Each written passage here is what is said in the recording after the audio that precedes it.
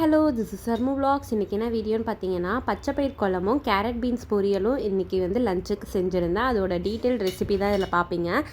இது பார்த்தீங்கன்னா கொங்கு சைடில் கொஞ்சம் ஸ்பெஷலான ஒரு ஃபுட்டு. அதை தான் இன்றைக்கி ட்ரை பண்ணியிருந்தேன் ஃபர்ஸ்ட் டைமு.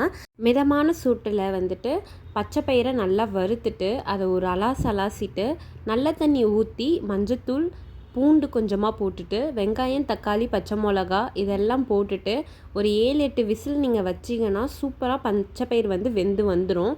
அதை கொஞ்சமாக மசிச்சோ இல்லை கடைஞ்சோ விட்டுட்டிங்கன்னா அது ரெடி ஆயிரும். இப்போ தாளிப்புக்கு பார்த்தீங்கன்னா கொஞ்சமாக எண்ணெய், நான் கொஞ்சமாக நெய் போட்டிருக்கிறேன். நெய் ஊற்றி சாப்பிட்டிங்கன்னா இன்னும் சூப்பராக இருக்கும்.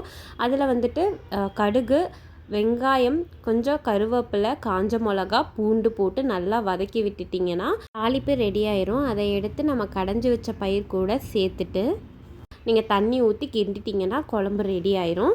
அடுத்தது பார்த்திங்கன்னா சாதத்துக்கு நம்ம எந்த கப்பில் அரிசி எடுக்கிறோமோ அதே கப் அளவுக்கு நான் 3 டம்ளர் தண்ணி ஊற்றிட்டு ஒரு 4-5 விசில் வச்சிட்டிங்கன்னா சூப்பராக ரைஸும் ரெடி ஆயிரும்.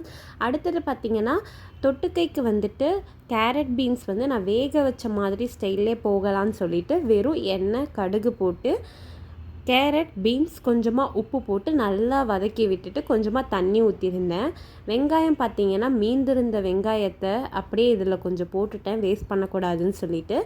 அதையும் நல்லா தண்ணி சுண்டி வந்ததுக்கப்புறம் பார்த்திங்கன்னா கேரட் பீன்ஸ் பொரியலும் ரெடி ஆயிடுச்சு. இதுதான் நம்மளோட இன்றைக்கி சாட்டர்டே லஞ்ச். சூப்பரான ரைஸ், பச்சைப்பயிர் குழம்பு, கேரட் பீன்ஸ் பொரியல் ரெடி. அண்ட் நைட்டுக்கு டின்னர் பார்த்திங்கன்னா நம்ம ஹாஸ்டலில் எப்போயாவது ஒரு வாட்டி இந்த மாதிரி ஏதாவது போடுவாங்க. இன்றைக்கி பானிபூரி போட்டாங்க. நல்லா டின்னரும் முடிச்சாச்சு. தேங்க்யூ.